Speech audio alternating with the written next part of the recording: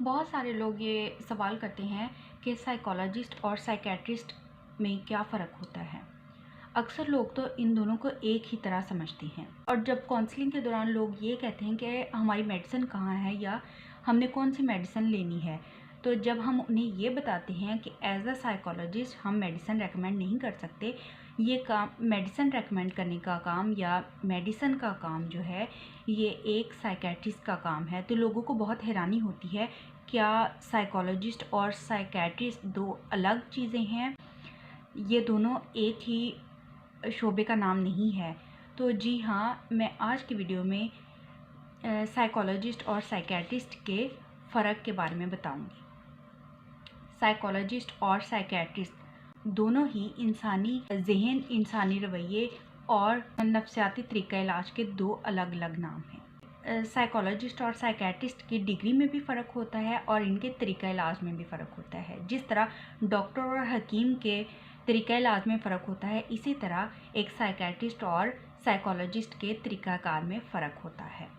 एक साइकोलॉजिस्ट जो होता है वो काउंसलिंग के ज़रिए, गाइडेंस के ज़रिए और मुख्तलिफ़ किस्म की साइकोथेरेपीज़ के ज़रिए इलाज करता है, जबकि एक साइकेट्रिस्ट जो है उसका काम सिर्फ मेडिसिन रेकमेंड करना होता है। वो मेडिकेशन के ज़रिए आपका इलाज करता है।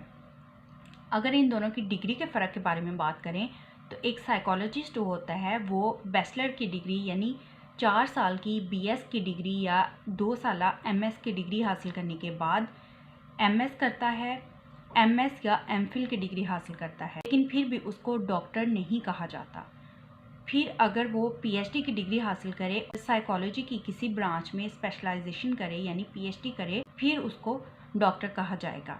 जबकि साइकेट्रिस्ट जो होता है वो पहले 5 साल MBBS की डिग्री हासिल करता है, उसके बाद उसको साइकेट्री का डिप्लोमा करना पड़ता है, उसके बाद उसको साइकेट्रिस्ट कहा जाएगा। इसके अलावा एक साइकोलॉजिस्ट और साइकेट्रिस्ट में नज़रिए का भी फ़र्क होता है। एक साइकेट्रिस्ट जो होता है वो ये समझता है कि हमारी बॉडी में और हमारे ब्रेन में मुख्तलिफ़ किस्म के केमिकल्स हैं और जब इन केमिकल्स में इबनॉर्मेलिटी आती है या ये केमिकल्स जो हैं इम्बैलेंस हो जाते हैं, तो उसकी वजह से हमारा नॉर्मल और इबनॉर्मल बिहेवियर होता है और फिर वो इस नॉर्मल और इबनॉर्मल बिहेवियर को, जो कि उनके ख्याल में केमिकल्स की वजह से बिगाड़ पैदा हुआ होता है, केमिकल्स की वजह से इबनॉर्मेलिटी आई होती है, उनको ट्रीट करने के लिए या उनको नॉर्मल कंडीशन में लाने के लिए वो फिर मेडिकेशन प्रिस्क्राइब करते हैं और मेडिकेशन के थ्रू इनको सही करने की कोशिश करते हैं और उनके ख्याल में मेडिकेशन के ज़रिए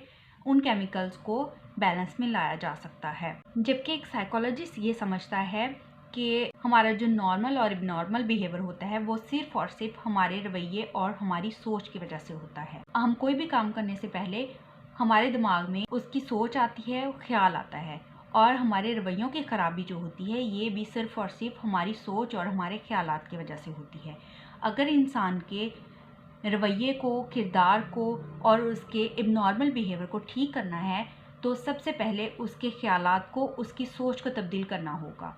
अगर एक इंसान की सोच और उसके ख्यालात को तब्दील कर दिया जाए तो उसका जो इबनॉर्मल बिहेवियर है वो खुद ब खुद ठीक हो जाएगा। जैसा कि साइकोलॉजिस्ट के नज़रिए खराबी जो होती है वो सिर्फ़ और सिर्फ ख्यालात और सोच की होती है, तो इसलिए उनका तरीका इलाज जो होता है वो मुख्तलिफ़ किस्म की थेरेपीज़ की साइकोथेरेपीज़ और काउंसलिंग होती है। इसके अलावा लोग ये भी सवाल करते हैं कि सबसे ज़्यादा काबिल कौन होता है, एक साइकोलॉजिस्ट या एक साइकेट्रिस्ट। तो मैं ये बताती चलूँ कि ये दोनों जो हैं ये बहुत अहमियत रखते हैं। एक साइकोलॉजिस्ट और एक साइकेट्रिस्ट जो होता है ये दोनों की डिग्री बहुत वैलिड है, दोनों के तरीक़ाकार ज़रूर अलग अलग हैं, लेकिन बाज़ औक़ात कुछ मेंटल डिसऑर्डर्स में मेडिकेशंस हेल्प करती हैं, कुछ मेंटल डिसऑर्डर्स में काउंसलिंग और साइकोथेरेपीज़ हेल्प करती हैं। जिस तरह के डिप्रेशन अगर माइल्ड और मॉडरेट लेवल का है तो उसमें साइकोथेरेपी और काउंसलिंग हेल्प करती है और उसको ठीक किया जा सकता है। लेकिन अगर डिप्रेशन या कोई और मेंटल डिसऑर्डर है वो सीवियर किस्म का है, सिर्फ काउंसलिंग और साइकोथेरेपी से सही नहीं हो रहा, तो एक साइकोलॉजिस्ट जो होता है वो काउंसलिंग और साइकोथेरेपी के साथ साथ उसको साइकेट्रिस्ट के पास जाने का मशवरा भी देता है, ताकि काउंसलिंग और साइकोथेरेपी के साथ साथ मेडिकेशन से भी उसका मेंटल डिसऑर्डर जल्दी ठीक हो सके।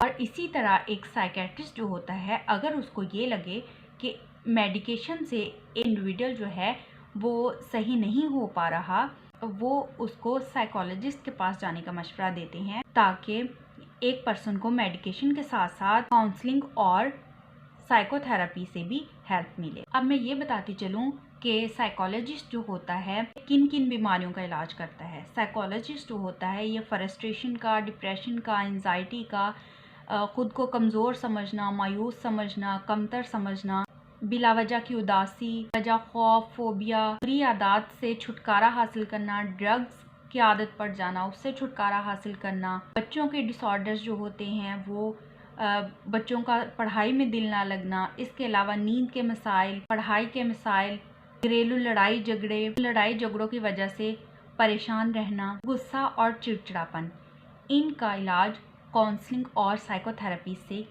एक साइकोलॉजिस्ट करता है। जो साइकेट्रिस्ट होता है वो शिज़ोफ्रीनिया, डिप्रेशन, एंजाइटी अगर सीवियर लेवल की है और वो काउंसलिंग और साइकोथेरेपी से ट्रीट नहीं हो रही तो। इसके अलावा मैनिया, बाइपोलर, मूड डिसऑर्डर्स जो हैं इनको मेडिकेशन के ज़रिए एक साइकेट्रिस्ट ट्रीट करता है। मैं उम्मीद करती हूँ आज की वीडियो आपको अच्छी लगी होगी। प्लीज़ लाइक और शेयर करें और चैनल को सब्सक्राइब करें। अल्लाह हाफिज़।